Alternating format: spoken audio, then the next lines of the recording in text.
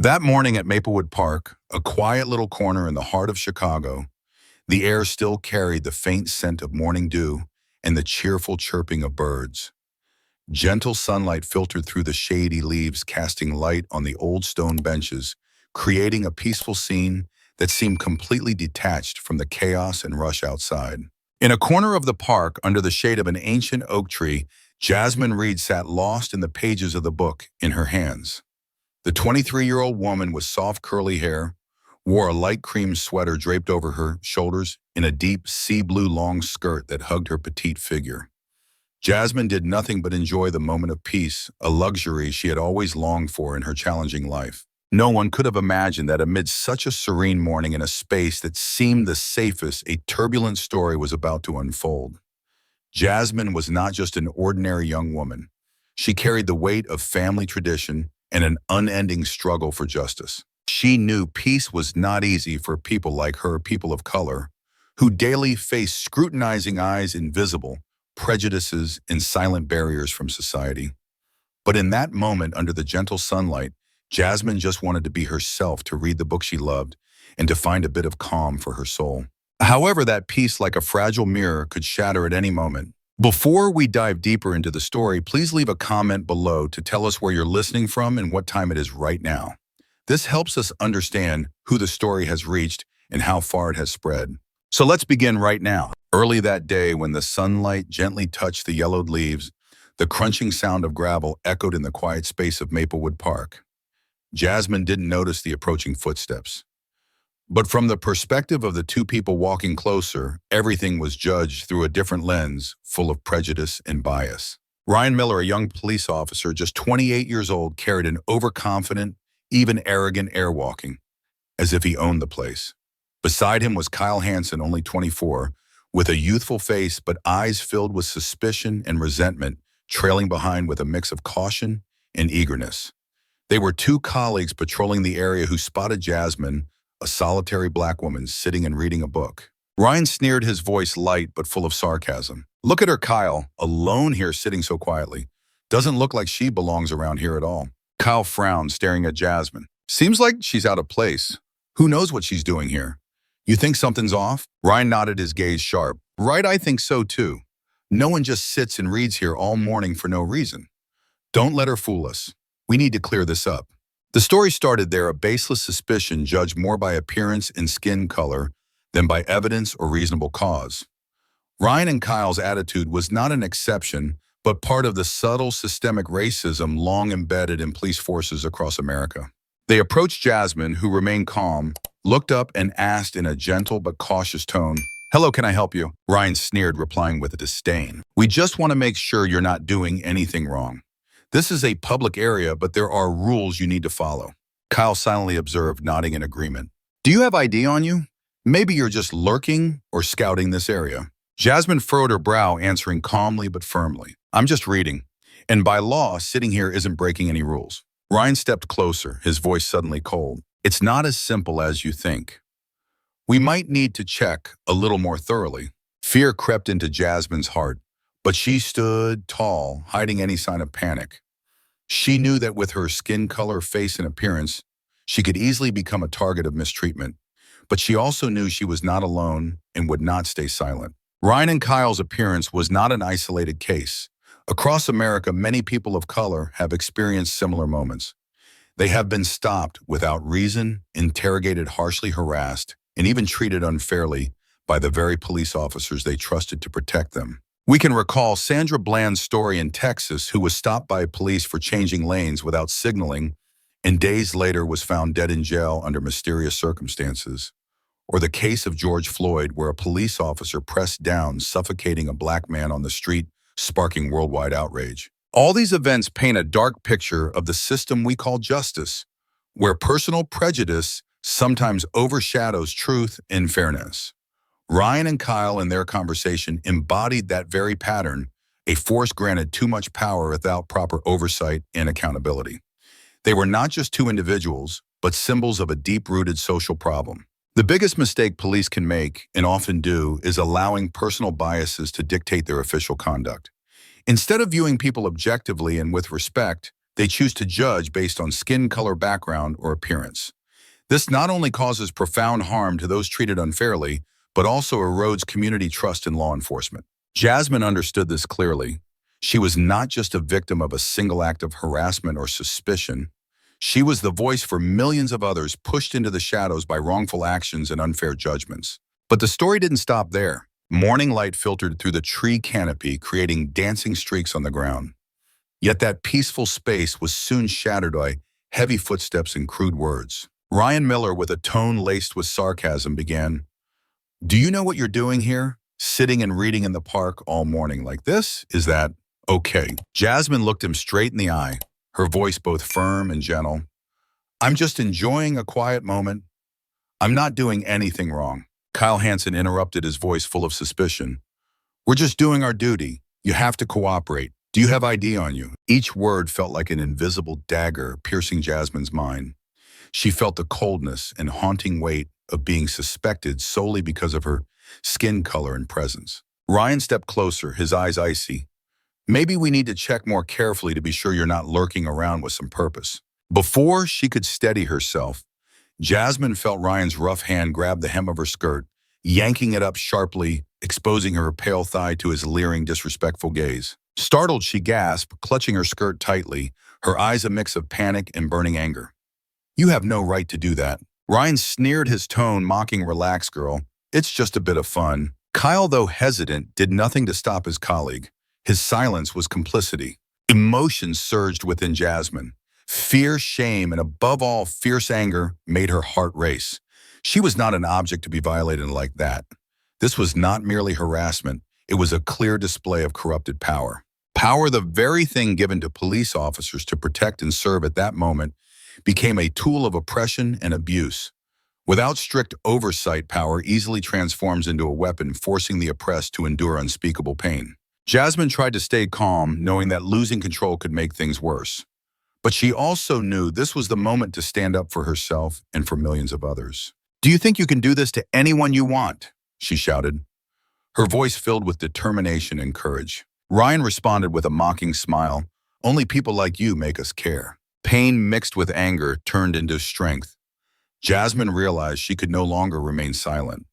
This was the moment to do something to end this abuse of power. Jasmine's story was not just a personal incident. It was the voice of a community yearning for justice, respect, and safety. Power must be controlled, must come with accountability. Otherwise, it will not only hurt one person, but spread pain to many more. In that moment, Jasmine was not just a girl being harassed. She became a symbol of courage, of resilience, refusing to bow to injustice. And this story was only beginning. Sunlight still stretched across Maplewood Park, but the atmosphere felt heavier, more suffocating by the minute. Jasmine Reed, with her pounding heart, refused to let injustice defeat her. She knew she needed greater strength, a shoulder to lean on in the hardest moments. Her hand trembled slightly as she pulled her phone from her jacket pocket, eyes fixed on the screen as if searching for salvation. Then she tapped the name Mom in her contacts and pressed call. The ringtone echoed, mingling tension and hope. Jasmine stayed silent for a moment, feeling each breath, every second of waiting. Finally, a warm, steady voice came from the other end. "Jasmine, are you okay? I'm here." Jasmine took a deep breath, answering with unusual calm. "Mom, I'm at Maplewood Park. 2 police officers, they just acted inappropriately toward me." A brief silence followed, then Angela Reed's sigh came through the line. "Where are you? I'm coming right away. Don't do anything reckless. Stay calm and safe." That call was more than an ordinary conversation. It was a symbol of family strength, unconditional support. Unlike many who had faced similar situations alone, an abandoned Jasmine had a solid backing. A mother who was not only a shoulder to lean on, but also a powerful voice in the social arena. Angela Reed, a respected civil rights activist who had spent her life fighting injustice and racism, was the guiding light for Jasmine. The family bond and community ties became the foundation that allowed Jasmine not only to endure, but to stand strong. The call ended quickly, but Angela's presence had already sent strength flowing into Jasmine. She no longer felt alone, no longer trapped by helplessness. Looking around the park, Jasmine realized her story was not just an isolated one. It was the voice of a community of millions who still face prejudice and injustice daily. This call was a turning point in the story. It didn't just change the course of events, but opened a new chapter in the fight for justice. Maplewood Park seemed unusually quiet.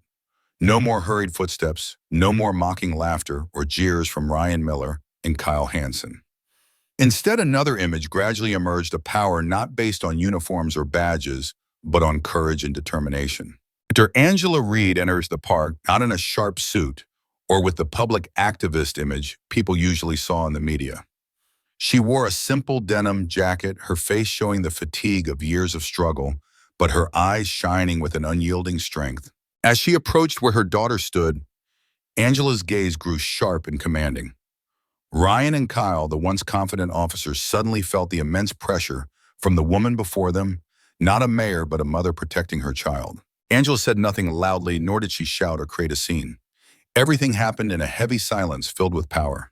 She looked Ryan straight in the eyes, her voice gentle but uncompromising. "Who do you think you are, to behave like that with my daughter?" Ryan stiffened, forcing a strained smile but unable to hide his unease. "We're just doing our job, ma'am, nothing else." Angela stepped closer, each step firm and decisive like a commander in a fierce battle. "Doing your job doesn't mean you get to harass, disrespect, and abuse your authority. I won't accept that." Kyle no longer dared to meet her gaze, his eyes darting anxiously. Onlookers stood speechless. They witnessed a confrontation not just between individuals, but the clash of two forces, power granted and power controlled. Angela Reed was not only a mother defending her daughter, but a symbol of resilience and leadership in the fight against injustice.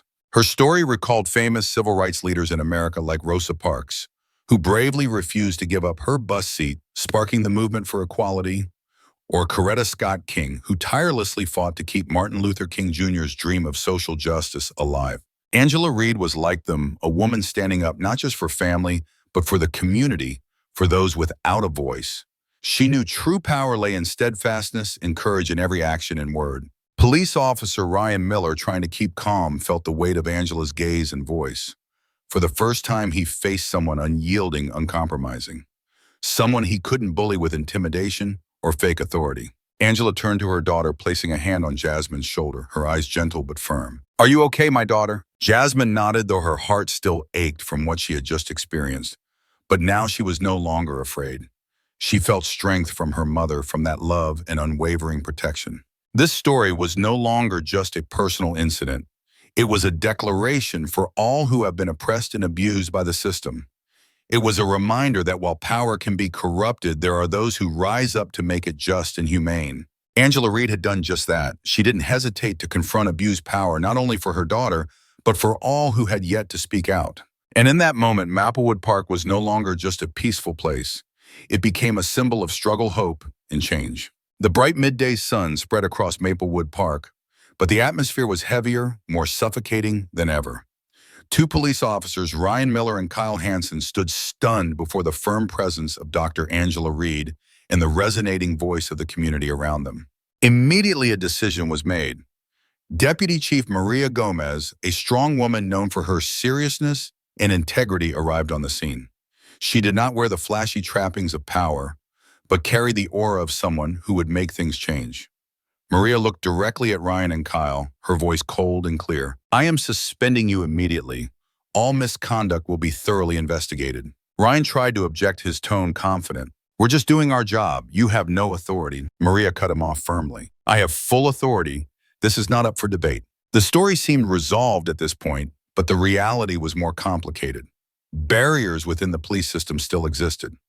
Not every complaint was handled transparently, and suspension was only the first step, sometimes just a symbolic act to ease public pressure. Maria Gomez understood this well. She had witnessed many cases, overlooked wrongdoings hidden behind administrative procedures and blind protection of colleagues. But this time she was determined not to let that happen. "We will open a serious internal investigation," she continued. "All evidence will be gathered and all involved parties will be fairly tried." The investigation was not just about those two officers. It was a comprehensive review of the system, from how cases were received to how they were processed, from the attitudes of those involved to external pressures. In-depth analysis showed that the current system for controlling power still lacked transparency and accountability. Complex procedures, excessive protection of colleagues, and a lack of openness that caused many cases to be forgotten. Many citizens, especially in communities of color, had lost faith in the police. They felt powerless watching those who hurt them face no serious consequences. Suspension was just the first step, but the bigger lesson was the need for systemic change. Maria Gomez knew this and stood between the pressures of her job and the genuine desire to make a difference. A common mistake was focusing only on individuals who made mistakes while ignoring root causes within the system. This allowed abuses of power to continue, albeit in more subtle forms. Maria looked at Jasmine and Angela Reed speaking with determination. "We will not let this case end like the others. This is my commitment and that of the entire investigation team."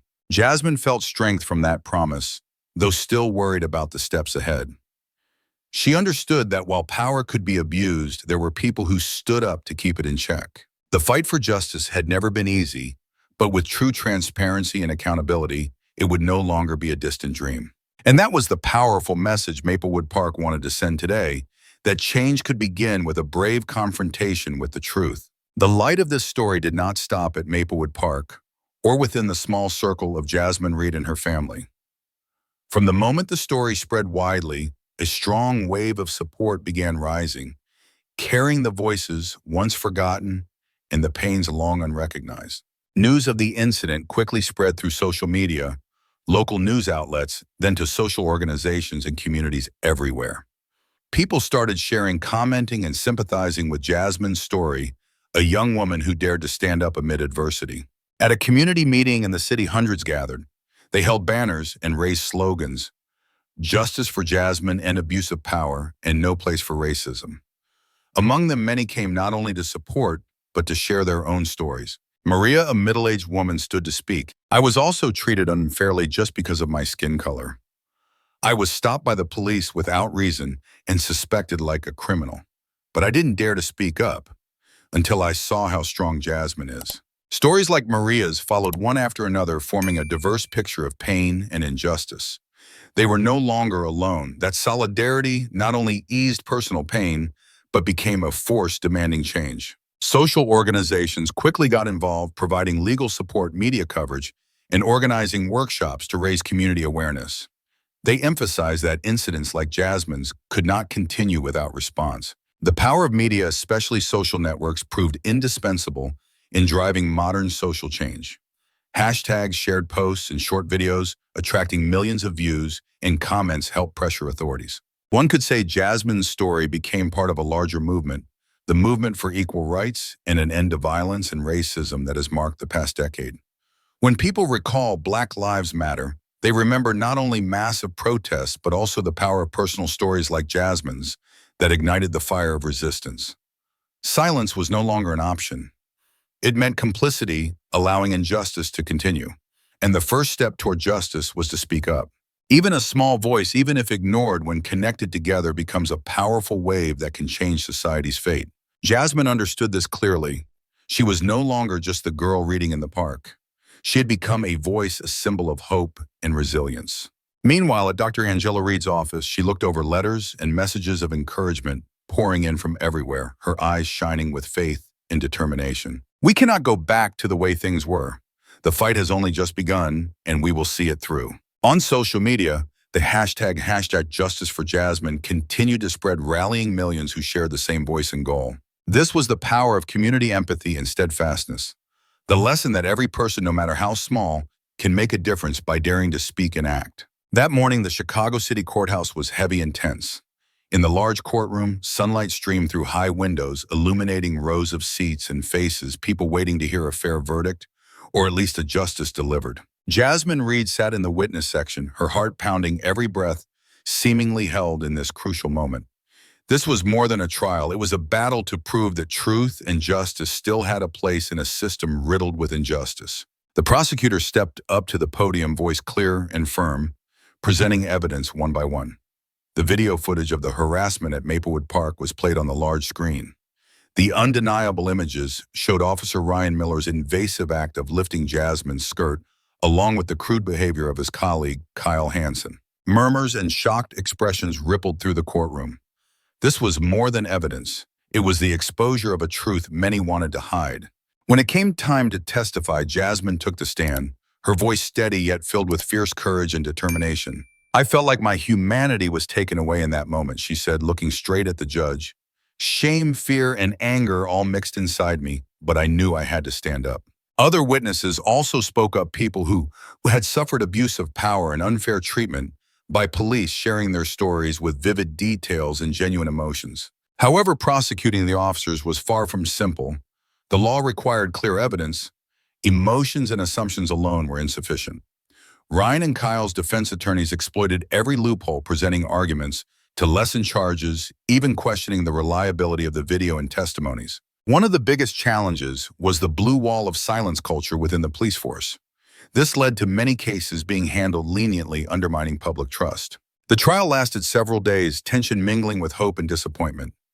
Jasmine faced immense pressure not only from the trial itself, but also from public opinion and threats from dissenters.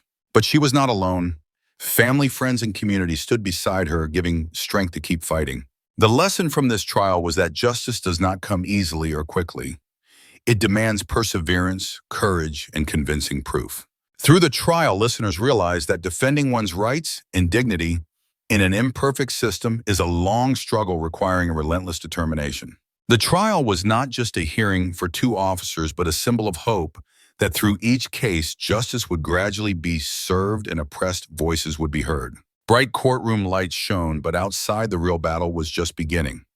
Jasmine Reed's story was no longer a personal incident, but the focal point of a profound clash between two forces: the community demanding justice and the police union protecting its members. Immediately after the trial's announcement, the Chicago Police Union reacted swiftly. Thomas Baker, the union president, a powerful, long-standing voice in the force, held a tense press conference. He spoke with determination. "We support every officer carrying out their duty. A few isolated cases cannot shake the reputation and honor of the entire force." His words were a declaration of war, affirming that despite misconduct, the union would protect its members to the end. This created a solid wall between them and the community, demanding accountability and change. Meanwhile, on the other side, thousands protested not only in Chicago, but spreading across major cities. Chance of justice for Jasmine. "The system must change," echoed like a wake-up call. Deputy Chief Maria Gomez, who had overseen the investigation, stood before the crowd and declared, "We cannot continue to maintain a system where internal protection becomes a shield for serious misconduct." Conflicts of interest within the police force were not easy to break. The bond between colleagues, pressure from unions, and political forces outside formed a complex network blocking reform efforts. Many officers faced a difficult choice: protect their colleagues or stand with justice and the community. This was the crux of the ideological battle. Elsewhere in the city, lawmakers began discussing police reform measures. They considered proposals such as increasing independent oversight, overhauling training, and boosting accountability. But progress couldn't happen quickly. Political barriers and resistance from many sides made reforms slow and challenging. Compared to other cities like Minneapolis or New York, which had experienced serious abuses of power, reform processes took years, marked by continuous ups and downs. The clear lesson: reform can't be just words or isolated administrative decisions. It requires broad consensus participation from the community, government, and police. Above all, it demands an unrelenting fight to uphold the spirit of justice. Jasmine and her community knew this battle was long and tough, but they had begun a journey with no turning back. The light of hope still flickered, though many challenges lay ahead. In a warm, small meeting room filled with energy and inspiration, Jasmine Reed, a young woman who had endured painful and fearful days, stood before a group of youth and community members, sharing her story with confidence and sincerity. The path from victim to social activist was far from easy. Jasmine had faced sleepless nights, lingering insecurity, and deep psychological wounds caused by racism and harassment. But she knew that silence and pain would keep her voice unheard. "I remember those moments clearly," Jasmine said with shining eyes. "Fear, shame, and loneliness. But I also realized I wasn't alone. And it's our stories that can change the world." Psychology shows that experiences of discrimination and harassment leave deep marks, affecting not only mental, but also physical health.